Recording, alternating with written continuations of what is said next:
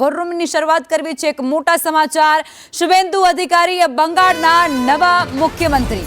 ભાજપના ધારાસભ્ય દળની બેઠકમાં આ મોટો અને ખૂબ જ મહત્વનો નિર્ણય લેવાયો છે। શુભેન્દુ અધિકારી એ ધારાસભ્ય દળના નેતા તરીકે ચૂંટાઈ ગયા છે। કાલે 11 વાગ્યે કોલકાતાની અંદર નવા સીએમની શપથ વિધિનો એક મોટો કાર્યક્રમ રાખવામાં આવ્યો છે। और जितनी भी धन्यवाद दिया जाए यो कम ही होगा। 2011 में 3 सीट से आज की 200 पार हमारे लिए एक अविस्मरणीय यात्रा है। इस बड़ी विजय के लिए मैं महाप्रभु श्री जगन्नाथ जी को कटी कटी प्रणाम करता हूँ। महाप्रभु जी के आशीर्वाद से ये असंभव संभव हुआ है और माँ काली की भी जो आशीर्वाद है उसी पर ही वो संभव हुआ है। उड़ीसा और बंगाल में ज़्यादा कोई अंतर भी नहीं है। हमारा लोग कलकत्ता को अपना दूसरा घर मानते हैं। हम दोनों राज्यों के लोग महाप्रभु श्री जगन्नाथ जी को सिर्फ भक्ति नहीं करते हैं, दिल से प्यार करते हैं। अध्यक्ष जी ने मुझे और श्री मोहन चरण मांझी जी को केंद्र की ओर से पर्यवेक्षक के रूप में यहाँ भेजा था। अभी कुछ समय पहले ही चुनाव की प्रक्रिया पूरी हुई है। लगभग 8 प्रस्ताव और समर्थन प्राप्त हुए हैं और सभी प्रस्ताव और समर्थन एक ही नाम के मिले हैं।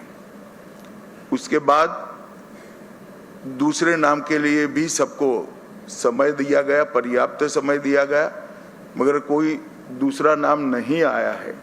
इसलिए केंद्रीय पर्यवेक्षक के रूप में मैं श्री शुभेंदु अधिकारी जी को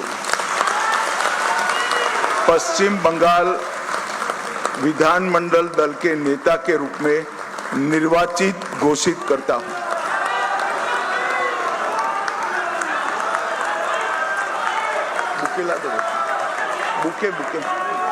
এরপর আমরা অনুরোধ করব আমাদের এইচএম স্যারকে এবং উড়িষ্যা সিএম স্যারকে এবং আমাদের স্টেট প্রেসিডেন্ট আমাদের শ্রমিক ভট্টাচার্যজিকে মালা এবং ফুলের মালা এবং আমাদের দুর্গা মাতার ছবি দিয়ে ওনাকে সংবর্ধনা করা।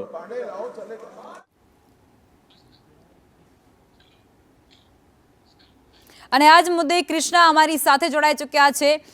કૃષ્ણા, અત્યારે કોલકાતાની અંદર અને પશ્ચિમ બંગાળની અંદર ખાસ કરી અને જે ગતિવિધિઓ ચાલી રહી હતી અને ત્યારબાદ ભાજપને ત્યાં અવિસ્મરણીય જીત બાદ હવે મુખ્યમંત્રીનો ચહેરો એ જાહેર કરી દેવામાં આવ્યો છે અને સૌ કોઈને જેની આશા હતી, જે નામ ખૂબ ચર્ચામાં આગળ હતું, શુભેન્દુ અધિકારી, તેઓને ત્યાં મુખ્યમંત્રી તરીકે નીમવામાં આવ્યા છે। વિગતો શું છે અત્યારે?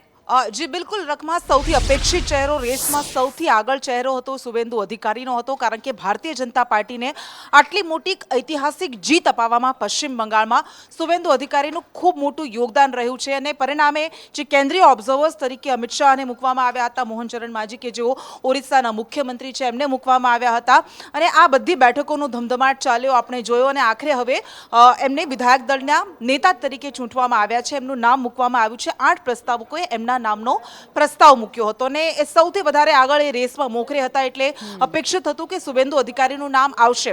આવતીકાલે હવે તેઓ મુખ્યમંત્રી તરીકે શપથ ગ્રહણ કરવાના છે અને અન્ય 10 મંત્રીઓ પણ શપથ ગ્રહણ કરશે, પરંતુ આ ભારતીય જનતા પાર્ટી માટે ખૂબ જ મહત્વની ક્ષણ છે, કારણ કે પશ્ચિમ બંગાળ જીતવા માટે છેલ્લા 1.5 દાયકાથી ભારતીય જનતા પાર્ટી એડી ચોટીનું જોર લગાવી રહી હતી।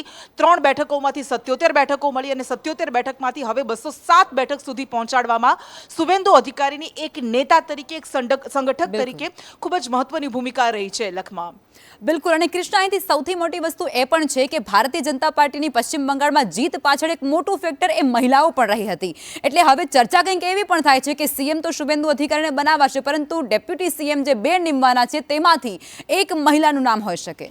હા બિલકુલ લખમાં એવી ચર્ચાઓ ચાલી રહી છે કે મુખ્યમંત્રીની સાથે બે ડેપ્યુટી સીએમ હશે. જો કે અત્યારે તો અમિત શાહે જે જાહેરાત કરી એમાં મુખ્યમંત્રી તરીકે શુભેન્દુ અધિકારીની જાહેરાત કરી છે, પરંતુ બે ડેપ્યુટી સીએમ તરીકે જે ચર્ચાઈ રહ્યા છે નામ, એમાં રૂપા ગાંગુલી કે જેઓ 2015માં ભારતીય જનતા પાર્ટીમાં પશ્ચિમ બંગાળમાં જોડાયા હતા, એ ચહેરામાંના એક કે જે સૌથી શરૂઆતમાં જ્યારે ભારતીય જનતા પાર્ટી સ્ટ્રગલ કરી રહી હતી ત્યારે ભાજપમાં જોડાયા હતા.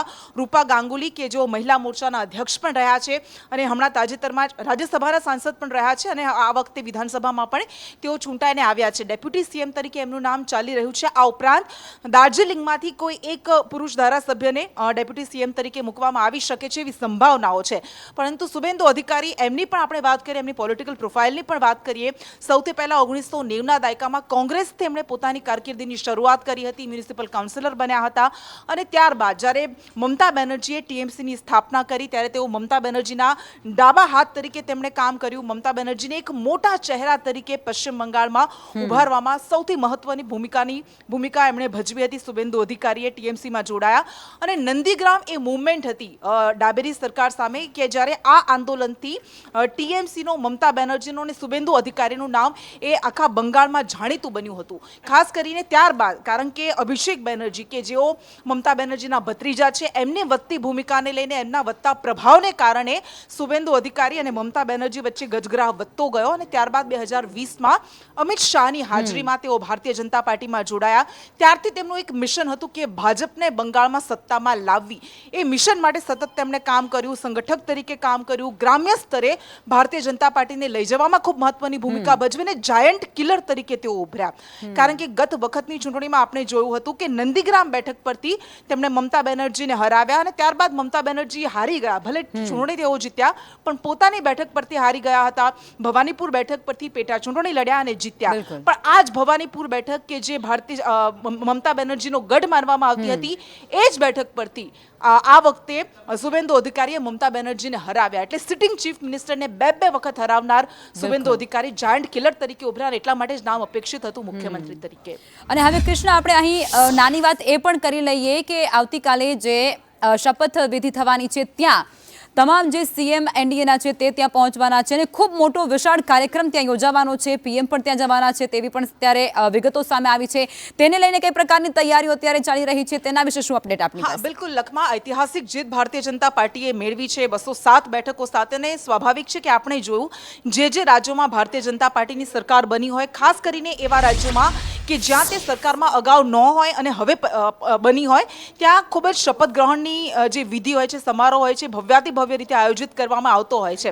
અને પશ્ચિમ બંગાળ, એ તો જેમ હમણાં આપણે વાત કરી કે દોઢ દાયકાથી ભારતીય જનતા પાર્ટી એના માટે પ્રયાસ કરી રહી હતી.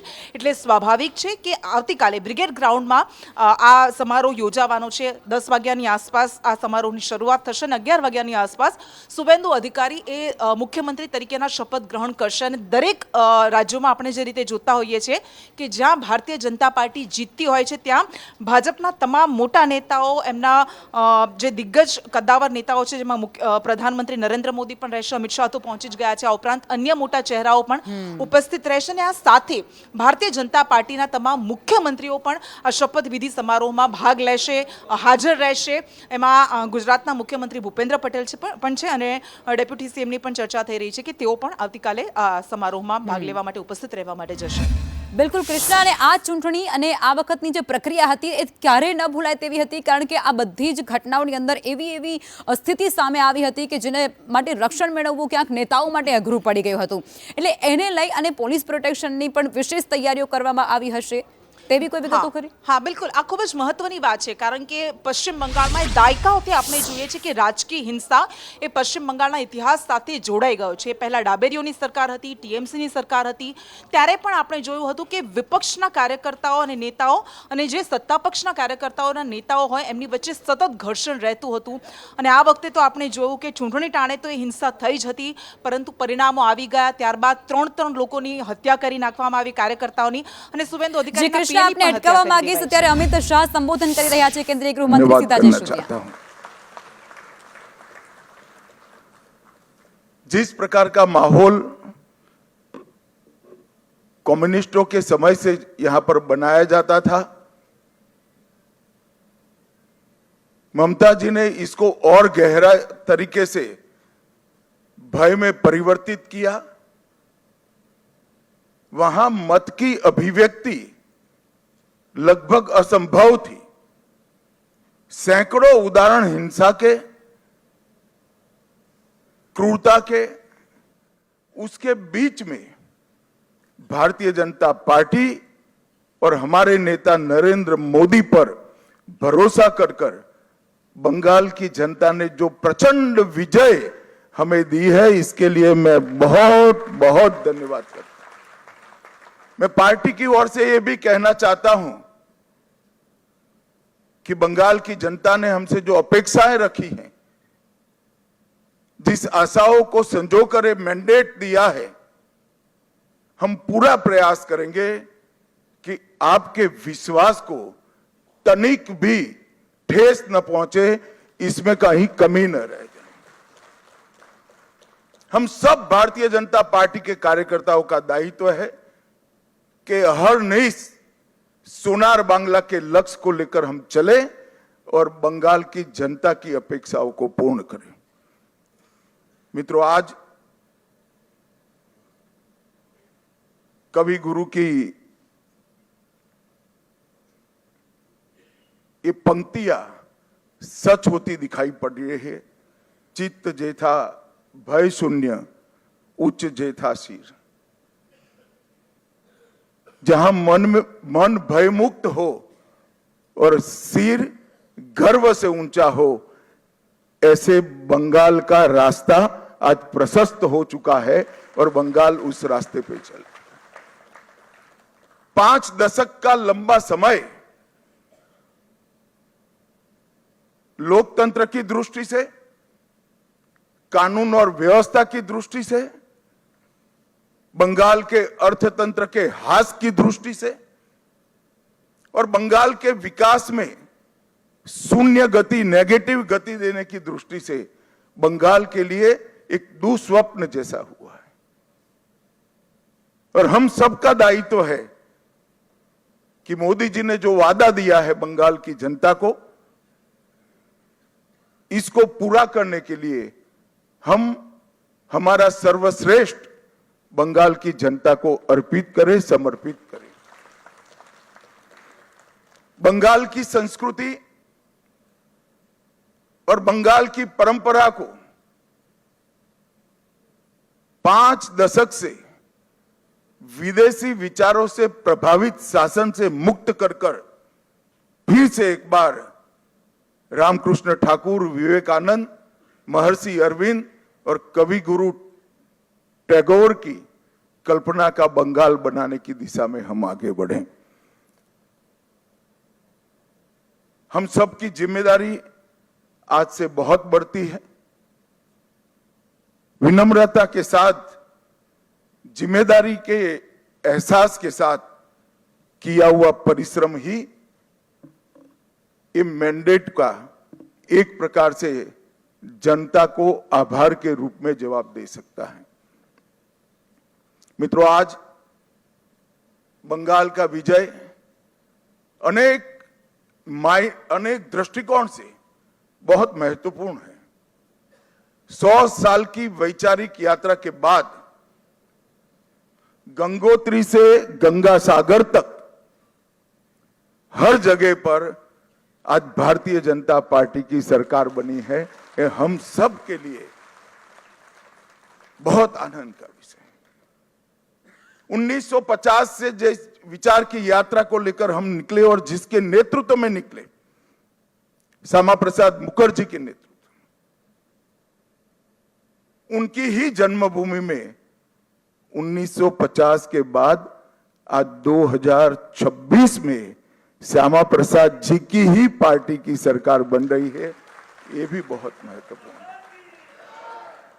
जब 370 हटी, तब देश भर के कार्यकर्ताओं के मन में खुशी की लहर दौड़ी थी। मगर मुझे कई वरिष्ठ कार्यकर्ताओं ने कहा था कि अभी भी कुछ कसक बाकी है। मैंने आश्चर्य से पूछा था, भला क्या बचा अब? तब उन्होंने कहा था, बंगाल में भाजपा का झंडा फहराना बाकी है। और आज मैं मानता हूं श्यामा प्रसाद जी जहां पर भी होंगे, मुक्त मन से नरेंद्र मोदी जी के नेतृत्व को वो आशीर्वाद देते होंगे, क्योंकि नेतृत्व ने भारतीय जनता पार्टी को गंगा सागर तक पहुंचाया, गंगोत्री से लेकर 2014 से जो यात्रा निकली, ये अभूतपूर्व यात्रा है मित्रों। अपने पुरुषार्थ से, अपने कौशल से, अपनी प्रामाणिकता से जनमत को कैसे संजोया जा सकता है और जनमत को कैसे विस्तृत किया जा सकता है, इसका दुनिया भर के लोकतंत्र में सबसे उत्कृष्ट उदाहरण है तो 2014 से 2026 की भारतीय जनता पार्टी की यात्रा। सिर्फ विचार नहीं फैला, संगठन भी विस्तृत हुआ। सिर्फ संगठन विस्तृत नहीं हुआ, विचारधारा भी मजबूत हुई। और सिर्फ विचारधारा मजबूत नहीं हुई, इसके साथ घर घर तक विकास पहुंचाने का काम भी हमने बहुत अच्छे तरीके से किया। और पूरा देश आज इस बात के लिए हमारी पार्टी और हमारे नेतृत्व को, नरेंद्र मोदी जी को स्वीकृति देता है। मैं बंगाल की ही बात करूं, मैं ही अध्यक्ष बना था, उपचुनाव आया, हमारे अभी के अध्यक्ष समीक भट्टाचार्य जी एक उपचुनाव जीतकर हमारा खाता खोले थे। 2014 की बात कर रहा हूं। 16 में 3 हुए, 21 में 77 हुए और 26 में 207 के साथ आज हमारा मुख्यमंत्री बैठने जा रहा है। ये यात्रा जितनी भव्य है, आनंददायक है, मगर यात्रा का मार्ग जबरदस्त असहनीय पीड़ा से भरा हुआ है। मैं आज भूल नहीं सकता कि 321 भारतीय जनता पार्टी के देवतुल्य कार्यकर्ताओं ने अपनी जान इस जीत के लिए गवाई है, विचार के लिए गवाई।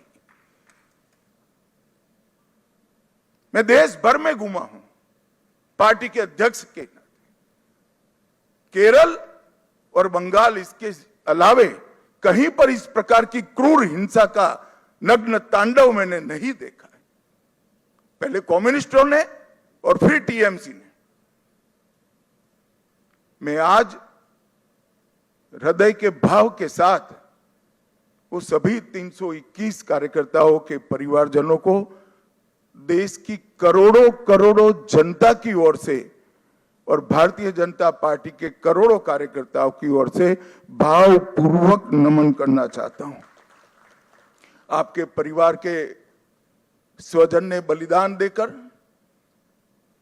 हमारे विचार को तो मजबूत किया ही है, हमारी पार्टी को तो आगे बढ़ाया ही है, मगर मैं विश्वास दिलाना चाहता हूं आपके परिवार के स्वजन का वो बलिदान पश्चिम बंगाल की सीमा को भी सुरक्षित कर पूरे भारत को सुरक्षित। ये विजय का एक और मायना है। आज त्रिपुरा में हमारी सरकार है, आसाम में हमारी सरकार है और बंगाल में भी अब हमारी सरकार बनी है। घुसपैठ असंभव होने वाली है, गौ तस्करी असंभव होने वाली है और दृढ़ता के साथ बंगाल सरकार और भारत सरकार इस सीमा को राष्ट्र की सुरक्षा के अभेद किले के अंदर परिवर्तित कर लेगी।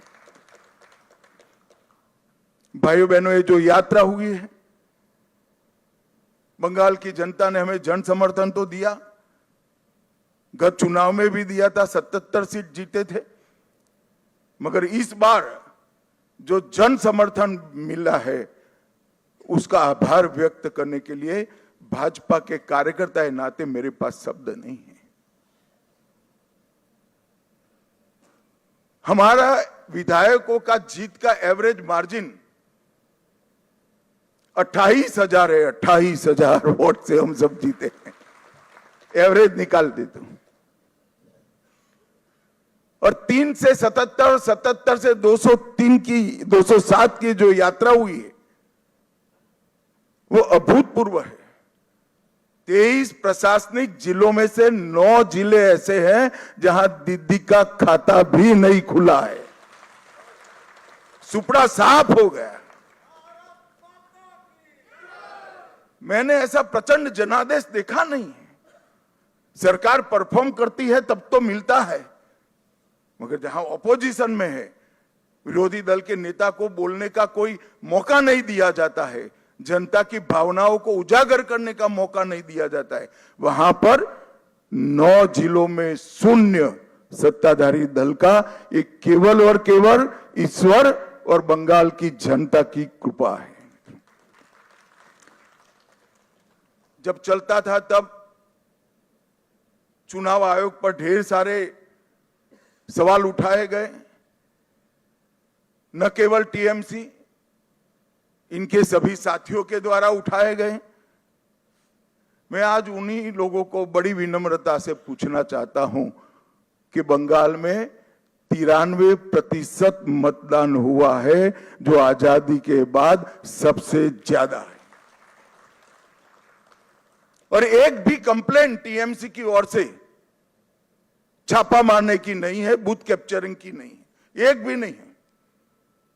93% मतदान हुआ है, और जहां सैकड़ों लाशें गिरती थी चुनाव के वक्त, वो राज्य के अंदर एक भी मृत्यु के बगैर दोनों चरण समाप्त हुए हैं। मैं आज चुनाव आयोग के तहत काम करने वाले सभी सुरक्षा बलों को, बंगाल सरकार के सभी कर्मचारियों को और बंगाल पुलिस को भी हृदयपूर्वक अभिनंदन देना चाहता हूं कि आपने जो काम किया है, इससे विश्व भर में लोकतंत्र का मैसेज गया है। 23 जिलों में से 20 जिलों में भाजपा नंबर 1 पार्टी बनी है। एक भी जिला ऐसा नहीं है जहां हमारा विधायक नहीं है। पूर्व मेदिनीपुर 16 की 16 भाजपा, झारग्राम सभी सीटें भाजपा, पुरुलिया सभी सीटें भाजपा, बांकुड़ा सभी सीटें भाजपा, दार्जिलिंग, कलिम्पोंग, जलपाईगुड़ी, अलीपुरद्वार सभी सीटें भारतीय जनता पार्टी जीती। और आप लोग तो जीते हो, मेरे लिए बहुत आनंद का विषय है, मगर भवानीपुर की जनता का भी मैं बहुत बहुत धन्यवाद करना चाहता हूं।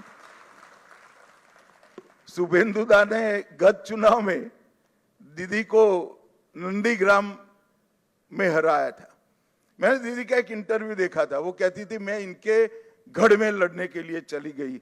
दीदी, इस बार तो शुभेंदुदा ने आपके घर में आकर हराया है। मैं भवानीपुर की जनता का भी बहुत बहुत हृदयपूर्वक धन्यवाद करना चाहता हूं। मित्रों, इस जीत का महत्व भारतीय जनता पार्टी के लिए पार्टी के विस्तार तक सीमित नहीं है। इस जीत का महत्व हमारी आइडियोलॉजी के एक्सपांशन तक सीमित नहीं है। इस जीत का महत्व भाजपा एनडीए का 21वां राज्य आए इस तक महत्व नहीं है। ये जीत का महत्व है, ये जीत ने राष्ट्रीय सुरक्षा में जो सबसे बड़ा छिद्र था उसको भरने का काम किया है, वो महत्वपूर्ण। भारतीय जनता पार्टी का वादा है बंगाल की जनता को कि न केवल बंगाल, पूरे देश भर से हम एक एक घुसपैठियों को चुन चुन कर निकालेंगे और देश को घुसपैठिया मुक्त करेंगे। और मैं आज इस मंच से कहना चाहता हूं, जो लोग कहते हैं ये ध्रुवीकरण का मुद्दा है, ध्रुवीकरण का मुद्दा नहीं है ना जी, ये देश की सुरक्षा का मुद्दा है। आपका देखने का चश्मा पीला है, इसलिए आपको सब कुछ पीला दिखता है। ये देश की सुरक्षा का मुद्दा है। मित्रों, जब भारतीय जनता पार्टी प्रचंड विजय होती है तो पानीहाटी की प्रत्याशी श्रीमती रत्ना देवनाथ वो हमारी प्रत्याशी बनकर बंगाल भर में माताओं बहनों पर जो अत्याचार हुआ है वो अत्याचार का प्रतीक बनकर सभी माताओं बहनों को एक प्रकार से ढाढ़स बना। हिगलगंज की प्रत्याशी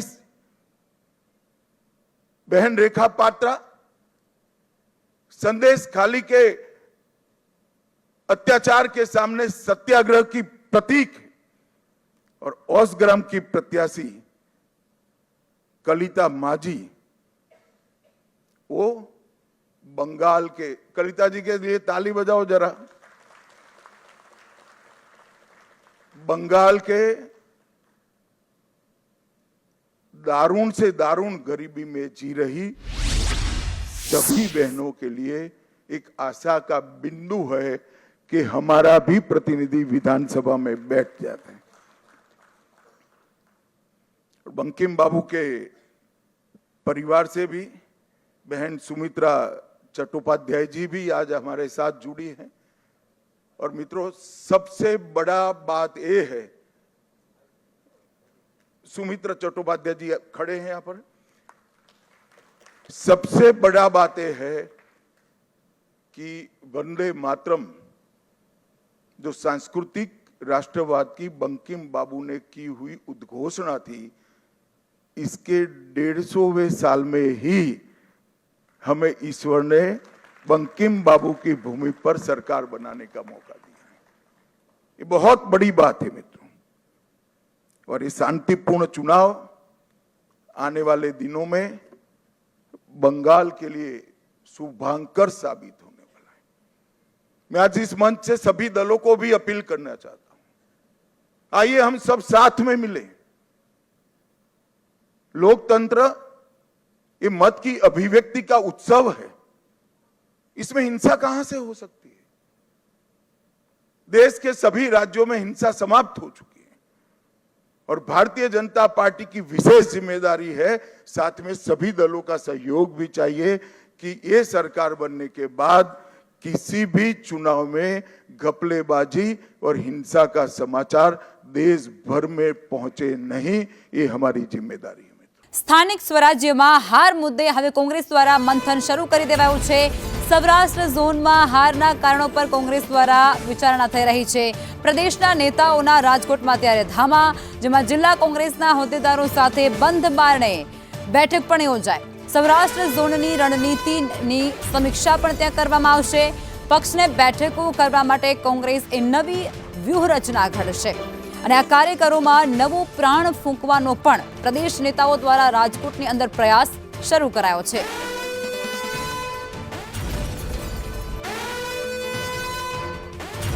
આ સાથે જ હારના કારણો પર કોંગ્રેસનો એકબીજા પર ખો પણ ક્યાંક સામે આવી રહ્યો છે। ઝોન બેઠકોમાં હારના વિશ્લેષણમાં આ બળાપો સામે આવ્યો છે। પ્રદેશ નેતાગીરી એ ઉમેદવારોને સાચવી ન શકી હોય તે પ્રકારના ત્યાં આક્ષેપો પણ થયા છે। પ્રચારમાં પ્રદેશ તરફથી મદદ ન મળી હોવાના પણ સૂર ક્યાંક સંભળાઈ રહ્યા છે। અંતિમ ઘડી સુધી ફંડ ન પહોંચ્યું હોવાના પણ આરોપ છે। જિલ્લા પ્રમુખ પર જીતની જવાબદારી થોપી દેવામાં આવી હોય તેવું પણ સૂત્રો તરફથી જાણવા મળી રહ્યું છે।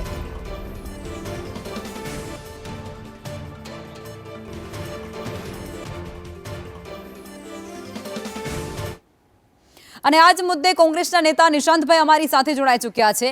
નિશાંતભાઈ, તમને સીધી વસ્તુ મારે એ પૂછવી છે કે કોંગ્રેસની હાર પાછળના કારણ અનેક જવાબદાર હોઈ શકે, પરંતુ અંદરો અંદર આટલો બધો વિખવાદ શા માટે? એકબીજા પર ખો અત્યારે થઈ રહી છે।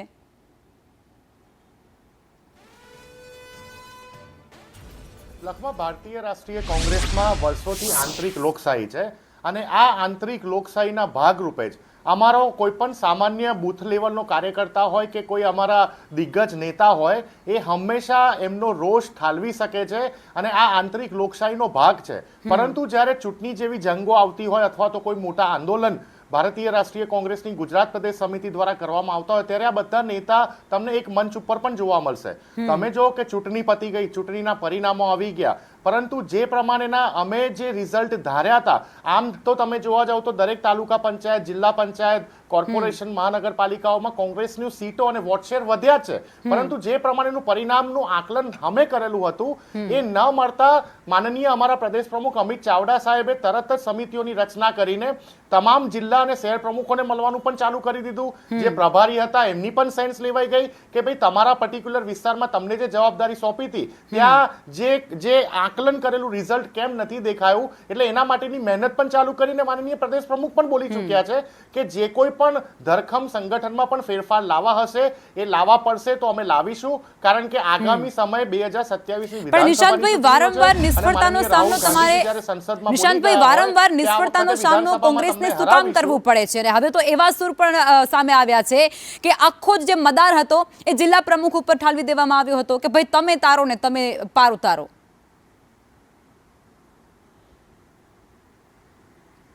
લખમાં કોઈ પણ પાર્ટી જ્યારે રાષ્ટ્રીય પાર્ટીની પર્ટિક્યુલરલી ભારતીય રાષ્ટ્રીય કોંગ્રેસની વાત કરતા હોઈએ તો એક પિરામિડ જેવું આખું માળખું હોય છે, અને એ પિરામિડના માળખામાં ટોપ ઉપર બેઠા હોય છે માનનીય પ્રદેશ પ્રમુખ અને સાથે સાથે લીડર ઓફ ઓપોઝિશન. અને જે જિલ્લા સ્તરે તમે જાણો છો એમ કે હમણાં થોડાક સમય પહેલા જ સંગઠન સૃજન અભિયાન થયું. એ ઓલ ઇન્ડિયા કોંગ્રેસ કમિટીનું જે પાયલોટ પ્રોજેક્ટ હતો એ ગુજરાતમાં સફળ રીતે એની સફળતા પ્રાપ્ત થઈ. તમામ જિલ્લા પ્રમુખોની નિમણૂક થઈ. ત્યારબાદ એ જિલ્લા પ્રમુખોની જુનાગઢ ખાતે ટ્રેનિંગ સેશનનું પણ આયોજન કરવામાં આવ્યું હતું. એઆઈસીસીના ઘણા નેતાઓ પણ આવ્યા હતા. હવે એ જિલ્લા પ્રમુખો, વેલ ટ્રેન જિલ્લા પ્રમુખો જ્યારે હોય અને એ જિલ્લા પ્રમુખોને પણ જ્યારે પ્રદેશ માળખા તરફથી એક જવાબદારી સોંપવામાં આવી હોય કે તમારા પર્ટિક્યુલર જિલ્લામાં તમારે આટલી સીટો ઉપર ફોકસ કરીને આટલી સીટો લાવવાની છે, તો જ્યારે એ રિઝલ્ટ ના મળતું હોય તો ઓફકોર્સ એ જિલ્લા પ્રમુખોને પણ સાથે રાખીને એનું એનાલિસિસ કરવું ખૂબ જ મહત્વનું. બિલકુલ, એટલે એનાલિસિસ તમારા તરફથી થઈ રહ્યું છે, પ્રયાસો પણ થઈ રહ્યા છે. તમે જે રીતે કહી રહ્યા છો કે હા, અમિતભાઈ ચાવડા એ ખુદ બધાની સાથે વાતો કરી રહ્યા છે, પણ નિશાંતભાઈ આ બધા વચ્ચે કોંગ્રેસના જે દિગ્ગજ ચહેરાઓ આપણે કહી શકીએ એ પોતાનું જે સુર અત્યારે સામે રેલાવી રહ્યા છે કોંગ્રેસ વિરોધીનો, ગુલાબસિંહ રાજપૂત એ પોતાનું નિવેદન આપી ચૂક્યા છે, એ હોય કે પછી અમદાવાદની અંદર હિરેનભાઈ જેમણે ટિકિટ વહેંચણીને લઈને જે મુદ્દો ઉઠાવ્યો હતો, આ બધા ઉપર તમારું શું કહેવું છે? અને એવું હોય તો તમને સંભળાવી પણ દઈએ. ના, બિલકુલ. પાર્ટીના પહેલા સાંભળી લો નિશાંતભાઈ, પહેલા સાંભળી લો પછી આપણે લખમાં તમે જે સ્ટેટમેન્ટની વાત કરો છો મેં પોતે પણ સાંભળ્યા છે. જી, હરાવવાનું કામ કોંગ્રેસ કે કોંગ્રેસ હરાવવાની કોઈ હરાવી શકતું જ નથી. હરાવવાનું કામ કોંગ્રેસ કે કોંગ્રેસ હરાવવાની કોઈ હરાવી શકતું જ નથી. કોંગ્રેસને કોંગ્રેસ સિવાય બનાસકાંઠાનો ઇતિહાસ જોયો છે આજ સુધી કોંગ્રેસને જે પણ નુકસાન છે કોંગ્રેસના લોકો જ કર્યું છે, બહારના કોઈ લોકો આવી કરતા. નિશાંતભાઈ આ વિડીયો ક્લિપ તમે સાંભળી, હવે તમારું શું કહેવું છે? લખમાં વિડીયો ક્લિપ મેં પહેલા પણ અગાઉ પણ સાંભળેલી હતી. દરેક પાર્ટીના કાર્યકર્તા અને પાર્ટીના વર્ષો જૂના જે નેતાઓ છે, જે લોકોએ પાર્ટીમાં યુથ કોંગ્રેસથી લઈને પ્રદેશ કક્ષા સુધીની જ્યારે સંગઠનાત્મક માળખામાં કામગીરી કરી હોય તો પાર્ટી સાથે એમના એક ઇમોશન્સ જોડાયેલા હોય છે. અને હું ફરી વખત કહું છું કે દરેક જે કોંગ્રેસનો વફાદાર સૈનિક છે એને પાર્ટીની ચિંતા હોય છે, અને ચિંતાના ભાગરૂપે આંતરિક લોકશાહીના ભાગરૂપે એમને એમની વિચારધારા રજૂ કરી હોય એમાં કંઈ ખોટું નથી.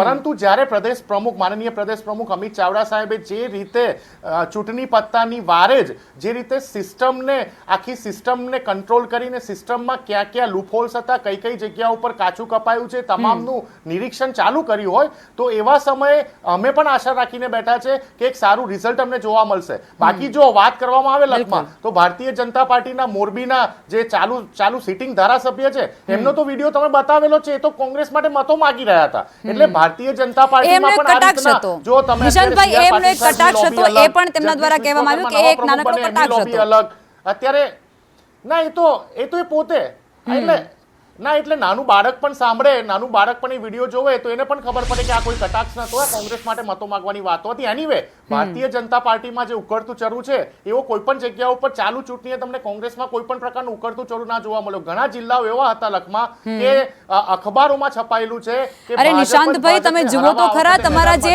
અરે નિશાંતભાઈ તમે એ કેમ ભૂલી જાઓ છો? નિશાંતભાઈ તમે એ કેમ ભૂલી જાઓ છો કે તમારા જે ઉમેદવારો હતા તેમને સાચવવામાં પણ ફાંફા પડી ગયા હતા.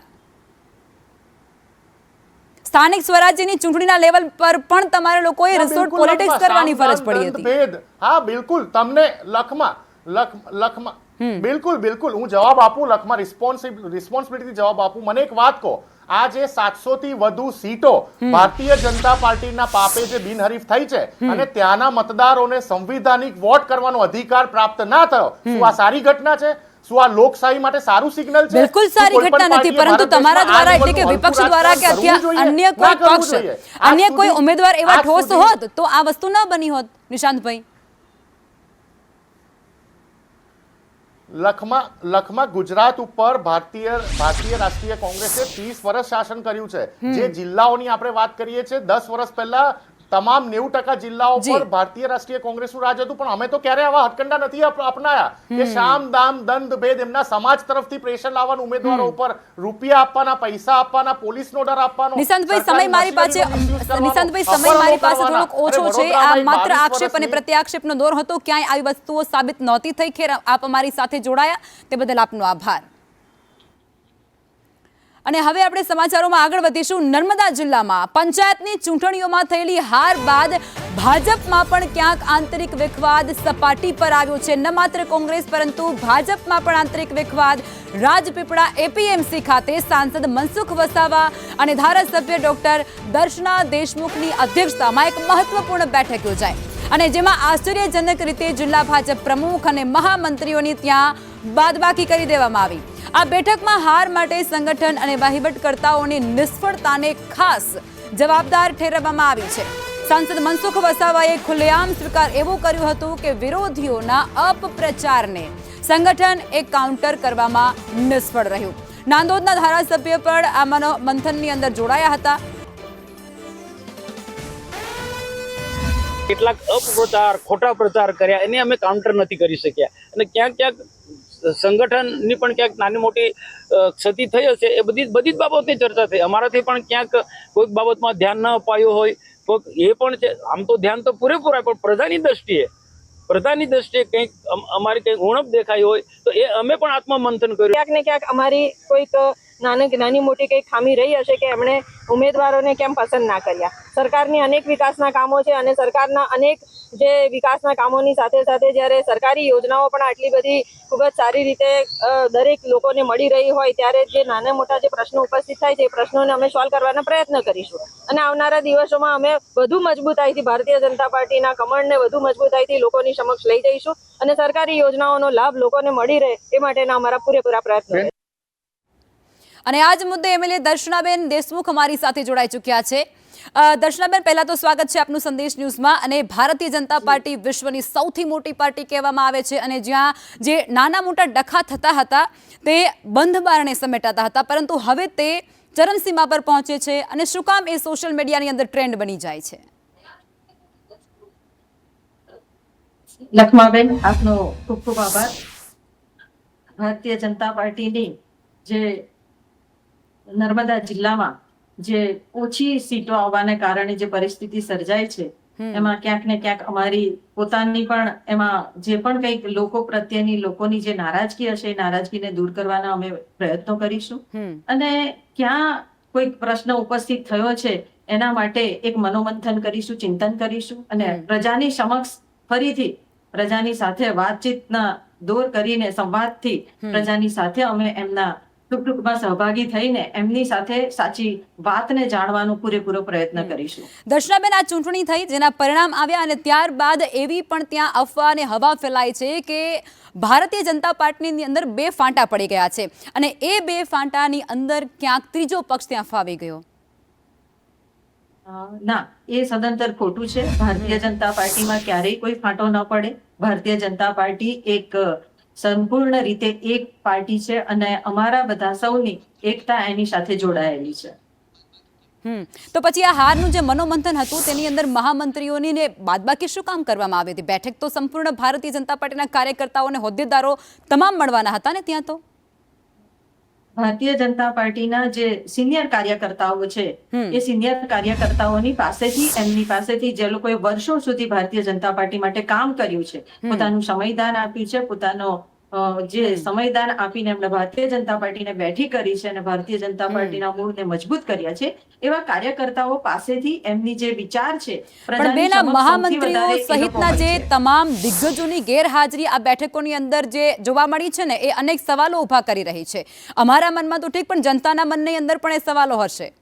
ક્યાંક તમારા મહામંત્રીઓ નારાજ થશે તો પછી એને મનાવવા માટે તમારે પ્રયાસો કરવા પડશે. એટલે બે ફાંટા પડ્યા એવું નથી લાગતું તમને?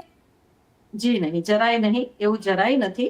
ભારતીય જનતા પાર્ટીના સિનિયર કાર્યકર્તાઓ પાસેથી એમનું માર્ગદર્શન, એમના સૂચનો લેવામાં આવ્યા છે કે જેથી કરીને વધુ સારી રીતે ફરીથી પ્રજાની સમક્ષ જઈને પ્રજાનો વિશ્વાસ ફરીથી સંપાદન કરી શકીએ, એ માટેની આ એક બેઠક હતી.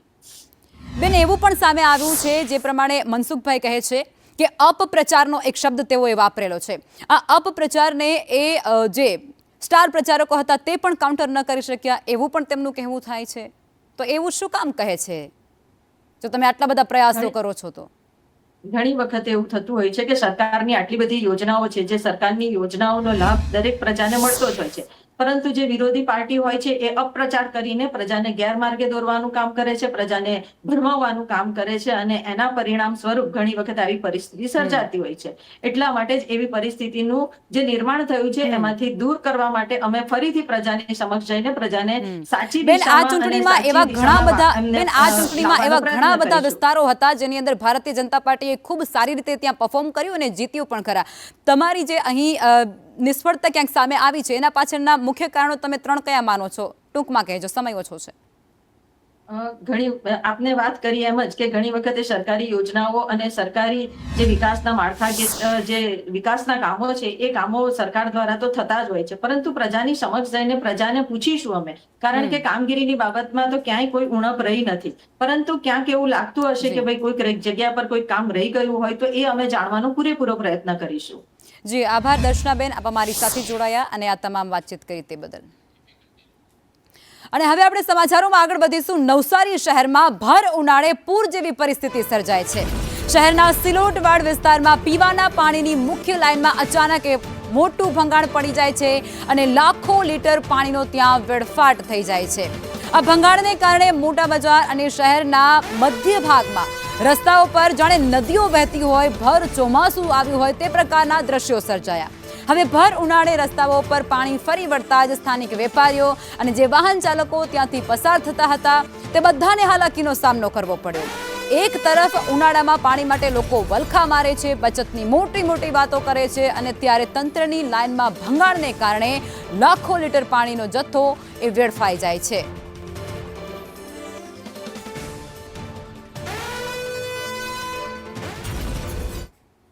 અને આજ મુદ્દે રાજન રાજપૂત અમારી સાથે જોડાઈ ચૂક્યા છે. રાજનભાઈ, જે પ્રકારની સ્થિતિ અત્યારે સામે આવી છે, ભર ઉનાળે નદીઓ વહેતી કરી નાખી છે. બિલકુલ લખમાં જે તમારે નવસારી શહેરની અંદરથી આજે સવારે જે દ્રશ્યો સામે આવ્યા હતા તે રીતે ચોક્કસથી કહી શકાય. એ દ્રશ્યો હાલ આપણે દર્શકોને ટીવી સ્ક્રીન ઉપર બતાવી રહ્યા છે. લખમાં આ દ્રશ્યોમાં સ્પષ્ટપણે એવું દેખાઈ રહ્યું છે જાણે ભર ઉનાળે રેલ આવી હોય, પૂરના પાણી આવ્યા હોય તે પ્રમાણેના ધસમસતો પાણીનો પ્રવાહ અહીંયાથી વહેતો આ જ રસ્તા ઉપરથી દેખાયો હતો. દ્રશ્યોમાં હું આપને લખમાં પહેલા બતાવવા માંગીશ કે હાલ જે આપ દ્રશ્યોમાં જોઈ રહ્યા છો આ જ સ્થળેથી ધસમસતો પાણીનો પ્રવાહ વહેતો થયો હતો અને હાલ જે છે પાલિકા તંત્ર દ્વારા, મનપા તંત્ર દ્વારા અહીંયા ભંગાણ જે સર્જાયું હતું ત્યાં કામગીરી શરૂ કરવામાં આવી છે, પરંતુ પીવાનું પાણી જે છે એની લાઇનની અંદર ભંગાણ પડ્યું હતું. વર્ષ 1963માં નંખાયેલી આ લાઇન છે, એટલે વર્ષો જૂની લાઇન છે, તેની અંદર લાઇનમાં ભંગાણ સર્જાયું હતું અને નદીઓ વહી હોય તે પ્રમાણે લાખો લીટર પાણી અહીંયાથી વહી ગયું હતું અને સમગ્ર મામલાને લઈને લોકોને ભારે હાલાકીનો સામનો કરવો પડ્યો હતો. અહીંયા જે દુકાનદારો છે તેમની દુકાનોમાં પણ કેટલું નુકસાન થયું હતું. લોકોને જે છે અહીંયાથી વાહન ચાલકો જે પસાર થઈ રહ્યા હતા તેમને ભારે હાલાકીનો સામનો કરવો પડ્યો હતો.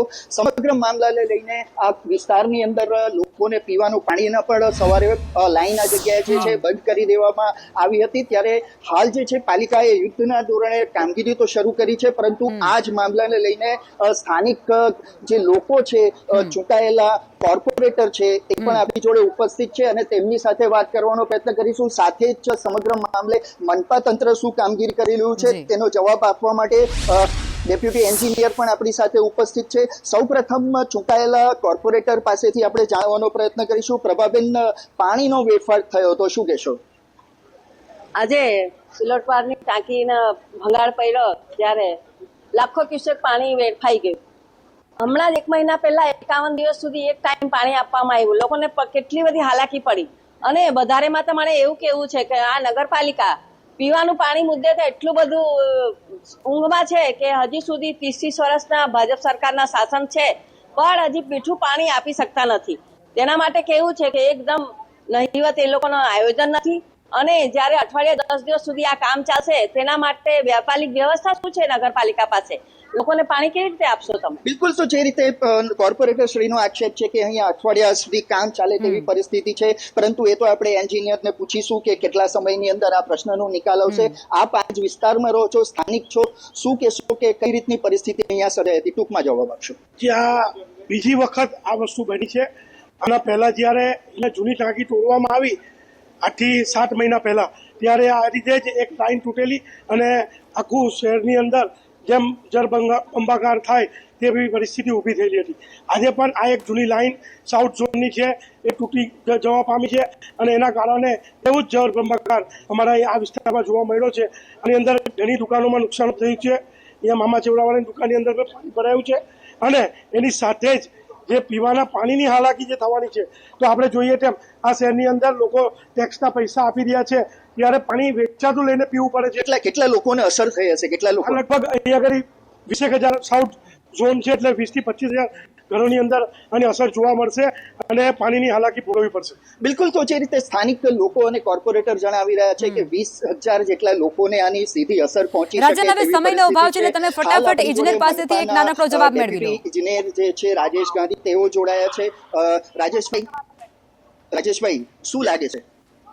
સવારે આપણે જે પૂર્વ ઝોનની સર્વિસ આપણે 9:30 ખોલીએ ત્યારે આપણે સર્વિસ ખોલી હતી અને તે સમયે આ બ્રેકડાઉન થયું છે. આ લાઈન સીઆઈ લાઈન છે, ખૂબ જ જૂની લાઈન છે અને એની અંદર શિડ્યુલ ક્રેક થયો છે. એટલે તરત જ આપણા ઓપરેટર દ્વારા મેઇન લાઈનનો વાલ્વ બંધ કરી દેવામાં આવ્યો અને હવે આપણે સવારથી આની લાઈન રિપેરિંગની કામગીરી શરૂ કરી છે અને આપણે લગભગ રાત્રે 2 થી 3 વાગ્યા સુધી આ લાઈન રિપેરિંગ કમ્પ્લીટ કરીશું. અને આવતીકાલથી જે પાણી પુરવઠો છે એ નિયમિત રીતે બધા શહેરીજોને મળે એ પ્રકારે એનો વોટરવર્ક્સ બધા પૂરો પ્રયત્ન છે અને રાત સુધી કામ પૂર્ણ થઈ જશે. કોર્પોરેટર કહી રહ્યા છે કે 8 થી 10 દિવસ જેટલી લોકોને તકલીફ પડશે. શું કહેશો? ના, આ તો શિડ્યુલ ક્રેક છે એટલે ફક્ત રિપ્લેસમેન્ટ ઓફ ધ જી રાજન, આ સમસ્યા ખૂબ જ વિકટ છે કારણ કે ઉનાળાની અંદર આવી સ્થિતિ સર્જાય ત્યારે સ્થાનિક લોકોને લઈને અનેક સવાલ થતા હોય છે. આપ અમારી સાથે જોડાયા, આભાર.